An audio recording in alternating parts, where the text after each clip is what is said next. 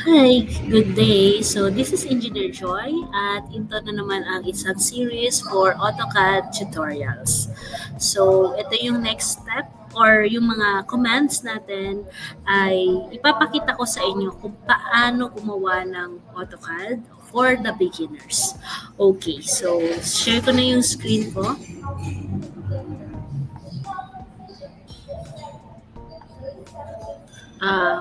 First, so nakikita ninyo, this is an AutoCAD 2017. So ito yung gagamitin ko kasi ito yung currently na meron ako. So just click this start button, start drawing.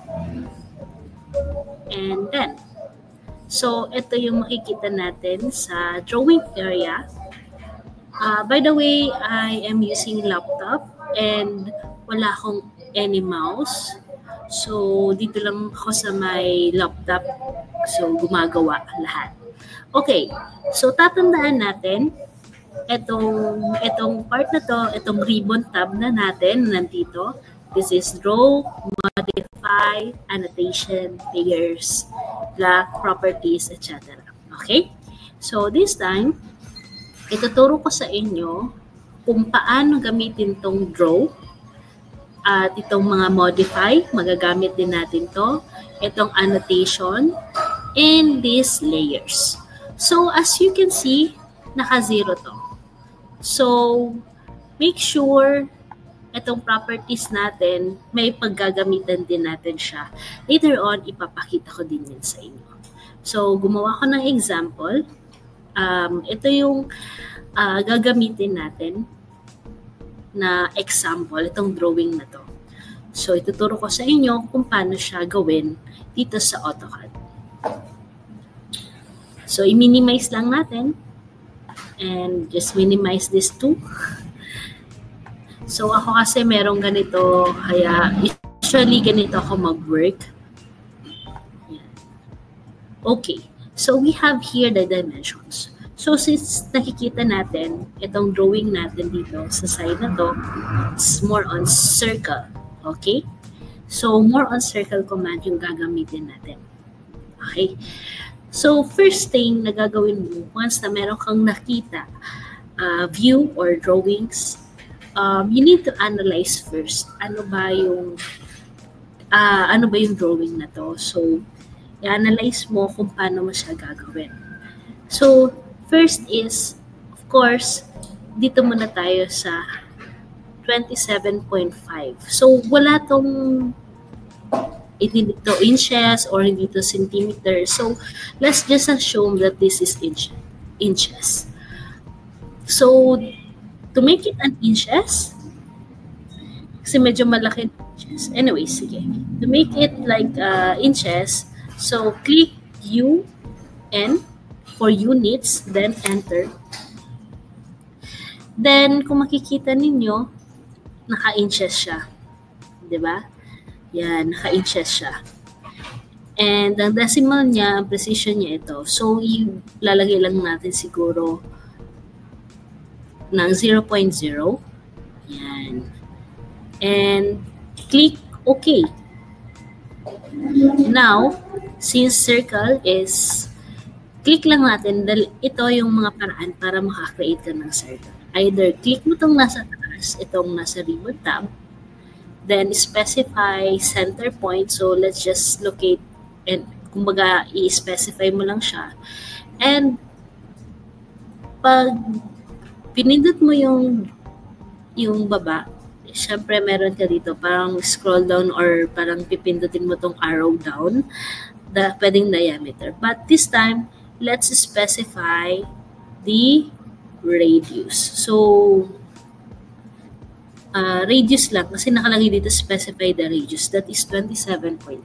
So, ilalagay natin that is 27.5. Then, enter. So, medyo malaki-laki ng konti. Yan. So, kung gusto mo na medyo above dito sa y at x axis natin o sa origin natin, pwede natin ilagay dito. How to move this? Just click M enter. So, kumbaga, sinelect ko siya. Then, let's specify base point. Ito yung base point. Then, i-move natin, i-drag natin siya pataas. Okay? Tapos, kung pwede nyo siyang i-zoom in, zoom out sa mouse ninyo, di ba? Pwede nyo siya i-zoom in, zoom out. Or, kung gusto nyo makita siya lahat, just click Z, zoom, enter, and real time, or E. Yan, E is for real time. Okay? Yan. So, makikita, mazoom na natin lahat. Okay? So, this time, medyo palitin-litin na natin. Pwede natin i-zoom out na konti. Ngayon, since this is 27.5, and this time, ano yung next na sukat natin? That is 45. So, paano magawa natin yan? Click C, enter. That is circle. That is for the, yan yung shortcut ng circle. So, C, then enter. Then, let's specify the point. To specify the point, syempre dapat gitna. So, ito yung makikita natin dyan yung gitna. Click mo lang to. And, since this is radius, so 45, then enter. Okay. So, meron na tayo. Ano? Yan. Ngayon. Now, gusto natin na, ano yung next na step or gagawin natin?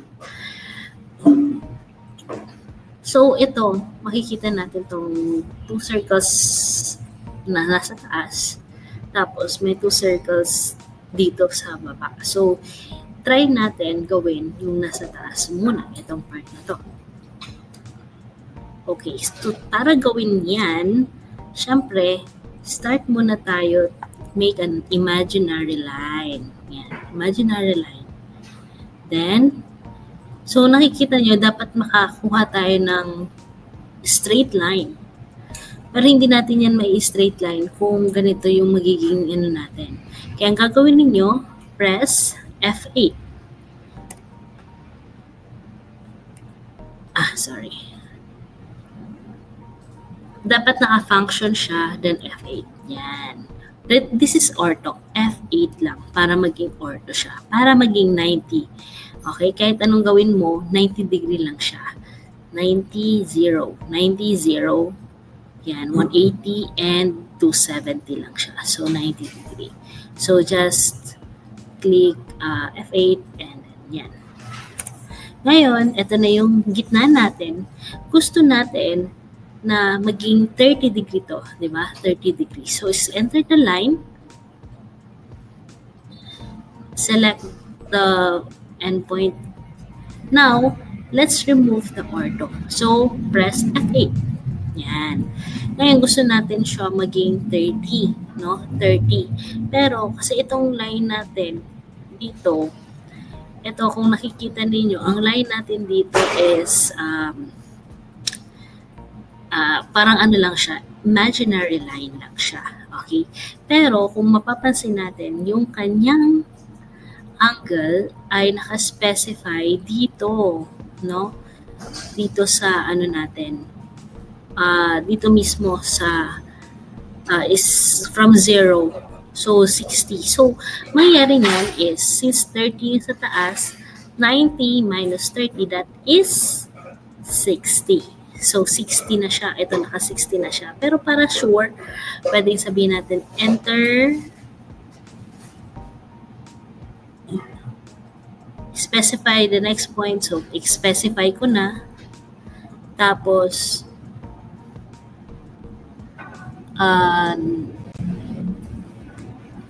naka-ano na siya, naka-30 na siya.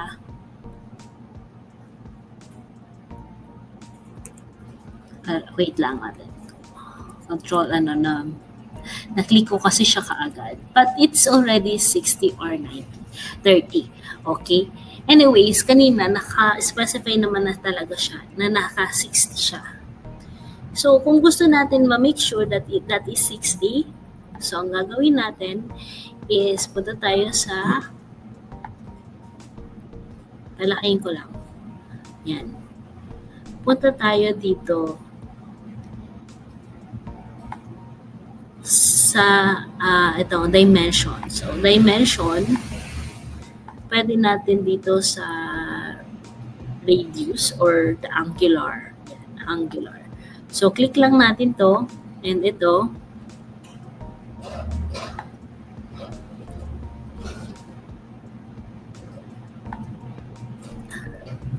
So, maliit. Ano yung nasa gitna? So, syempre, that is already 30 degrees. So, makikita niyo 30 degrees. So, medyo malaki-laki lang siya kasi inches yung gamit natin. Pero kung gusto niyo siyang palakihin, we can make it 10. Diba? Dito sa annotate, pwede mo siyang palakihin. Pwede kang lagay dito 10. Hindi siya mailagay. So, 3. 3. Yan. So, ayan, diba? It's already 30 degree. Ganun lang naman siya. Tapos, kung gusto mo siya na magkaroon ng 30 degree din sa kabila, ang gagawin natin, ang usually ang ginagawa ko, that is mirror. Mirror lang. So, specify natin dito yung point na to. Yan. Tapos, papunta dito sa baba. So, another 30 naman siya. Okay? So, yan lang naman po yung gagawin. Okay. So, next is itong part na to. Siyempre, meron na tayong 30, 30. And, paano natin itong gagawin sa itong circle natin? So, kung mapapansin natin, itong bigger circle that is 18 radius, ito naman is 10 radius. So, I think, ang unang gagamitin natin is yung 18 radius. Okay, doon tayo sa 18 radius. So, circle.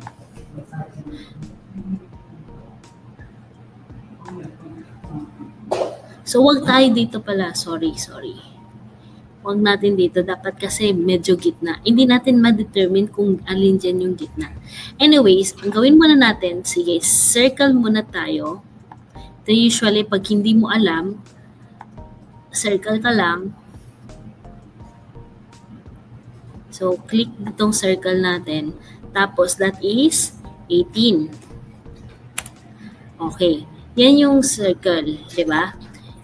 Tapos, i-move ko na lang siya. M, enter.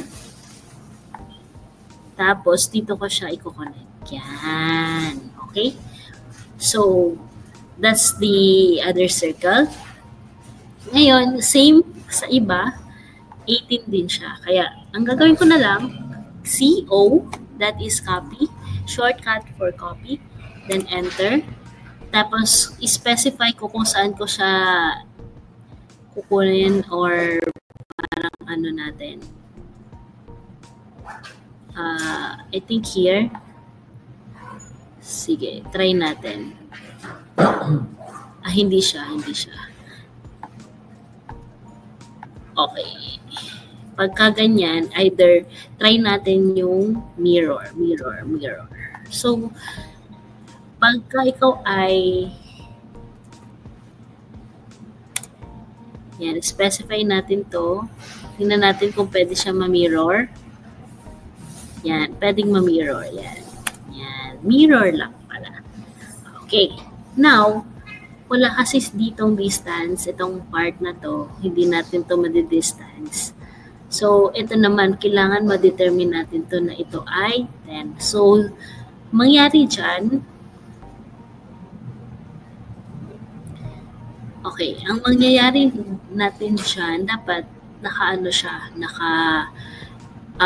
offset. So, mag-offset po tayo. Okay? So, since ang distansya nito, 18 tapos 10, that is actually 8. Okay, 8. Try natin 8, no? So, offset, tapos 8. Distance 8. And that's it. Ay. Nawala. Ulitin natin. Offset. 8. Click mo lang to, then drag down. Same with this. Click, then papunta sa baba. Yan. 8 na siya. Diba? Para na siya kang Mickey Mouse. Okay. So, next step, dapat itong dalawa na to ay mag-connect. Ito, magko-connect itong dalawa na to.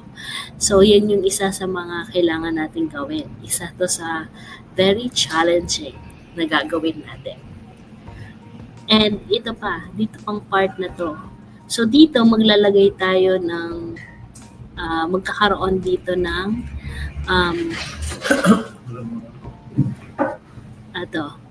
dito parang meron pa tayong radius 5 dito.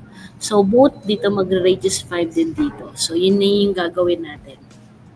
So, paano yan gagawin? I think, let's create a circle. Circle with, let's specify the radius that is 5. Okay, so 5 na ba to? Ulitin natin. Yeah, that's 5. Okay. Ngayon, dapat dito siya sa baba. So, ito dapat magpo-connect dito kasi hindi naman talaga siya circle. So, ito dito na lang ng part to, no?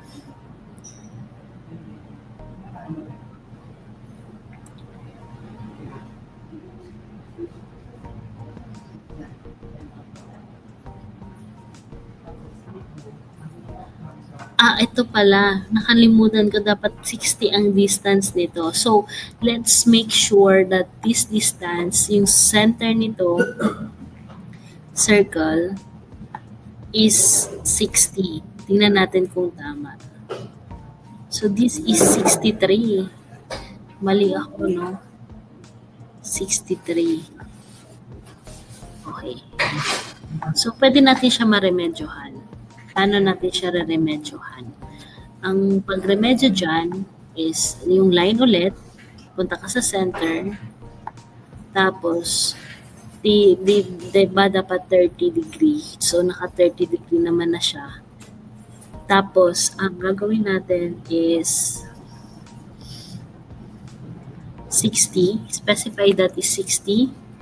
Tapos, tab, that is 120. Kasi, 90 plus 30, that's 120. Okay, enter. Yan. Okay. So, since yan yung natin, yung natin is 60, kasi naka 60. So, sorry, hindi ko napansin yung 60. Itong side na to, 60. So, yan.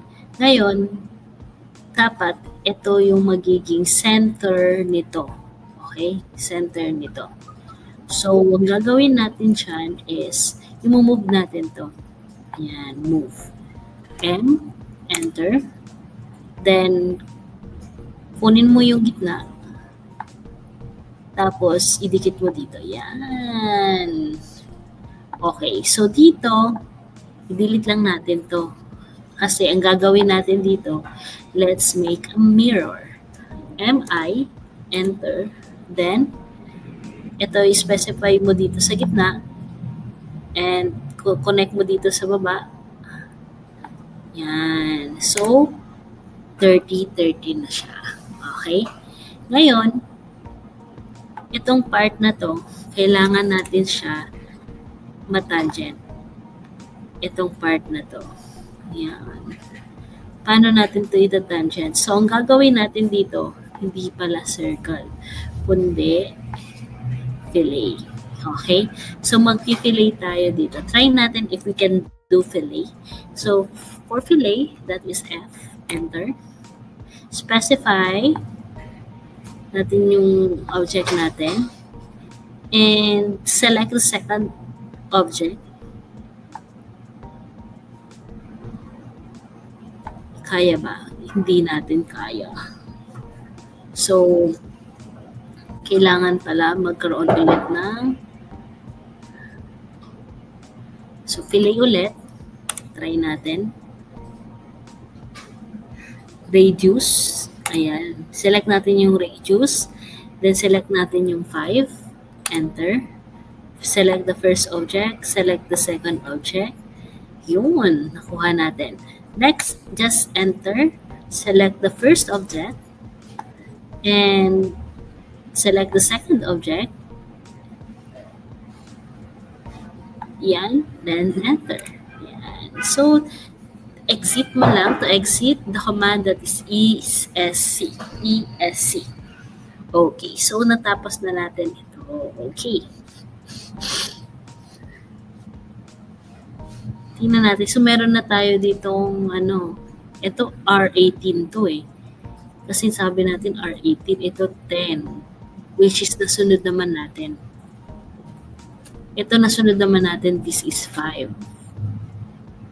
Okay? And nasunod natin, this is 60. Ayan. Ngayon, ito naman dito sa part na to. So, this part is 17. 17. So, try natin if we can use fillet. Fillet. Then, select radius. Select 17. Tingnan natin kung kaya natin siya i-fillet. This one and this one. And that's it. Naka-fillet na nga siya. Okay? So, nakita ninyo, we used fillet for that. Okay. Para naman dito sa baba.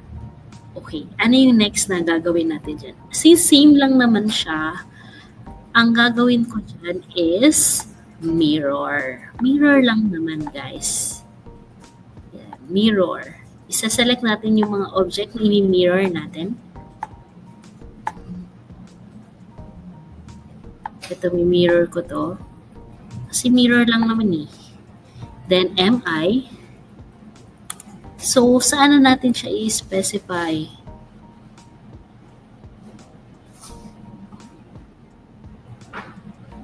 Try natin dito. I-specify ba natin dito?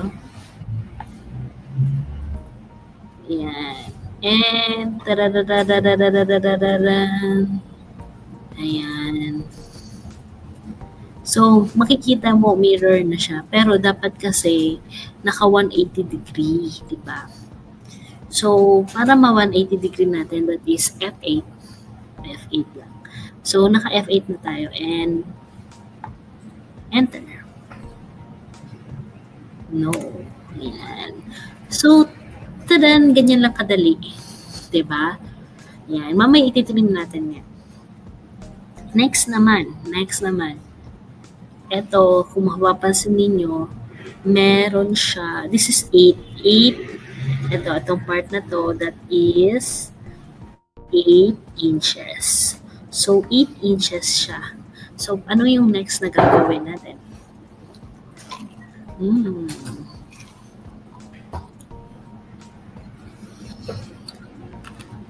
Since 8 inches siya, so distance nito ay magkakaroon tayo ng offset. Ang gagawin nating offset is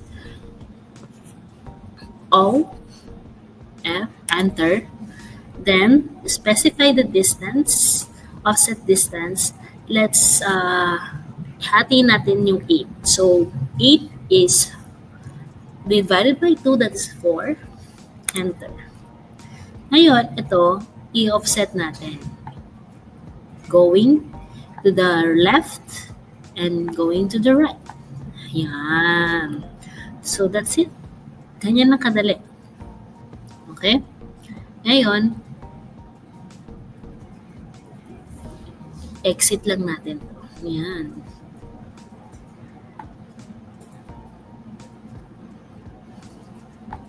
So, what we gonna do is ititrim lang natin ito. Mamaya. Pero sa ngayon, let's pwede natin itong i-mirror or pwede din offset ulit para mas madali. Then enter. Then select mo na naman dito sa side na to. Yan. Yan. So, ganyan lang po kadali. Okay?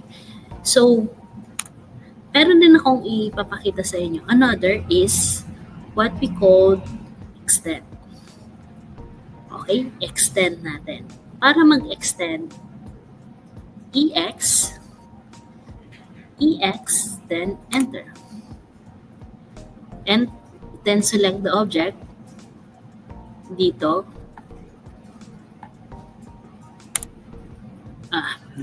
Mali yung pagka-shift ko. EX, double enter na lang. Yan. Then, yan. Para ma-ano na natin, diba? So, yan yung magiging basis natin, no? Tapos, ito naman, extend, extend, extend, extend. Extend natin to lahat. Pakikita ko sa inyo kung paano mag-extend. Yan. So, ang approach ko lang guys is pang beginner, okay? Kasi hindi ako pwedeng magpabilis dahil hindi nyo makukuha, diba? So, pinapakita ko lang sa inyo the usage of the different commands. Pero if you are intermediate or advanced, you can do this for just 5 minutes. Tapos ka na nito. Okay, so pinapakita ko lang sa inyo kung paano gumawa ang isang beginner. Using all the different technique and the different commands. So papakita ko lang sa inyo, no? Ito usually yung ginagawa. Yan. Para sa extend. Extend yan. Kung paano mag-extend, yan lang yung ginagawa natin. Okay, mamaya meron tayo isang gagawin, yung trim, diba? So, dito naman sa gitna. So, paano gagawin yung gitna? SC, and then, line L, enter. Tapos, diba ito yung gitna? Yan, ito yung gitna natin. Select the gitna. Since naka-ortho, madali lang siya. Yan, yan ang gagawin natin. And then, ano din tayo? Offset ulit tayo. Offset. Then, since 4, enter. So, going up naman, select the object. Tapos, dito naman sa baba, select the object. Yan. And, that's it. Okay? So, anong next step na gagawin natin? We will use the command of course, exit muna, and the trim. So, magti-trim na tayo. So, paano natin? We need to erase all the unnecessary details. So, para alisin natin siya is TR double enter. TR double enter. That is trim. So, iti-trim natin siya. Katulad nito, iti-trim natin to. Hindi naman natin to kailangan. Ito, iti-trim natin to. Diba? Yan. Tapos ito, iti-trim din natin to. Ito, iti-trim din natin to. So, you need to select kung alin dyan yung mga iti-trim mo. Ito, hindi. Kasi gagamitin natin to mamaya na line na to. Ito, aalisin natin to. Yan. Ito, aalisin natin to. Ito, aalisin natin to. Ito, hindi naman natin to kailangan. Nasobrahan ko. So, ito, hindi natin to kailangan. Ito. So, guys, ang gagayahin ko yung exact na nandito, no? Para makita ninyo yung different usage of the commands. Okay? Yan. Tapos ito, ititrim ko to, ititrim ko din to. Yan. Okay? Pati to, ititrim ko din to. So, kailangan natin gayahin yung mamaya. Pati itong hidden lines, itong center lines natin, gagayahin ko din siya. No? Ayan. Ititrim lang muna natin to. Ito pa, ititrim din natin to. Ito din, of course, ito. Ititrim natin to. Ito, hindi natin to kailangan. And this, ito lahat. Ito. Ayan. And, of course, alin dyan yung hindi natin kailangan mamaya, ititrim natin yan. But for this, ito kailangan natin itong line na to. So, ito hindi naman natin to kailangan. So, ititrim ko dito. Ayan. Dito ko ititrim. Trim. Ito, hindi trim ko din dito. Yan. Trim natin dito. Trim. Yan. Tapos ito, titrim ko to. Hindi ko naman to kailangan. Lines na to. Pati ito, hindi ko to kailangan. Yan. Ito, ititrim natin to. Ay. Nagkamali ako. Control Z pag nagkamali ka. Ito yung hindi natin kailangan. Yan. Ito na hindi natin to kailangan. So, erase or trim all unnecessary drawings or lines. Yan. Tapos, siguro may mga na-trim na tayo, no? Next is erase. May mga i-erase tayo dito na hindi na rin naman natin siya kailangan. Okay? Para mag-erase, yeah, may mga na-erase pala ako na dapat pala ito yung trinim ko. Ito, dapat ang trinim ko yan. So, erase natin to. Ito. Trim. Yan. So, ang gagawin ko dito, di-delete ko to. Select, then delete. Select, then delete. Yan. And ito po, hindi natin to kailangan. Delete. So, ito, delete. Ito, ang gagawin na lang natin dito, EX, enter, double enter, then, yan. Yan. Tapos, ESC. So, itong nasa gitna pala, wala na to kasi hindi naman natin ito kailangan. Yan.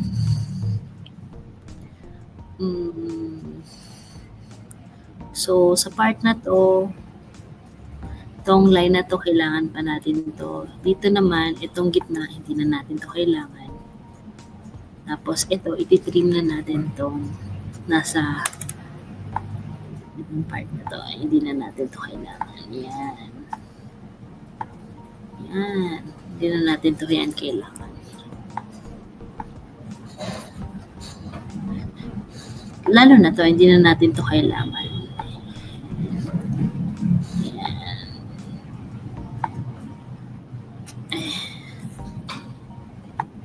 Kasi dapat ang ititira lang natin yung lines na gagamitin natin later. Tapos ititrim natin tong part na to. Titrim natin to kasi kailangan natin siya later on. And dito, ito, delete natin to. Ito, i-delete natin to. Yun. So, nakita ninyo yung changes. Yan. So, kung ito lang yung babasehan natin, ito na siya. No? Dapat ito siya. Ito yung mangyayari sa kanya. Yan. Diba? Yan. Pero, since kailangan kong ipakita sa inyo itong lines na to, itong mga lines na to, and then, gagawin ko din itong dimensioning para malaman ninyo kung paano mag-dimension. So, dito muna tayo mag-start sa line na to. So, paano siya gagawin na hidden line or hidden center line? That's not hidden line, that's center line. Kasi dito nagagana ang layers. So, magle-layers na tayo. To have a layer, that is L, A, enter. Okay, that's the shortcut for the layer. So, guys, if ever pipili ka, gagawa ka ng layer or ng properties, this is properties now. Do not use the def points. Pag def points kasi yung ginamit mo, pag nag-print ka, hindi po yan makikita. Okay? Magiging hidden po siya sa printer. So, make sure na hindi siya naka-def points. So, mag-create tayo dito ng layer. So, pagka LA, then enter, ang gagawin mo is create your layer. So, new property filter tayo. Pwede new property filter. Yan. Pwede kang filter name. So, lagay natin dito dimensions. Dimension lines. Yan. And okay. Okay. So, meron na tayong yung filter. Dapat pala dito, sorry, mali. New layer pala dapat. Okay, new layer. Tapos, ilagay natin dimension. Dito na lang. Dimension lines. Yan. So, sa gagawin natin, pwede natin palitan yung color. Like, gawin kong yellow. Yellow na lang para nakikita. And, pwede dito sa line, pwede kang magkumuha ng line weight. And pwede ka din dito kumuha kung anong klaseng line siya. So, continuous ba siya? So, okay ka lang dyan. Dito lang tayo sa continuous. So, dito maghahanap tayo ng line type. So, para sa line type, we can use this dash. Kasi dash line yung ginamit niya. So, we just select dash, then okay. And select itong dash line natin, then okay. O yun. Okay na tayo. So, this time, meron na tayong 4 dimension. I-X mo lang ito. And select natin to. This one. And we can use property, different property dito sa property, the dimension line. So, nakita ninyo, there's changes. Ito naman, select din natin to as dimension line. Ito ay dimension line. Ayan. Sorry, hindi ko pala na-select. So, select the line, then select the dimension line. Okay? So, yan na. Okay? Balikan natin. Di ba? So, yan yung natin. No? Para ma-identify mo yung dimension line. So, dito naman, balikan natin tong dimension. Okay? So, sa dimension natin, double-click mo lang kasi gusto natin parang may color, di ba?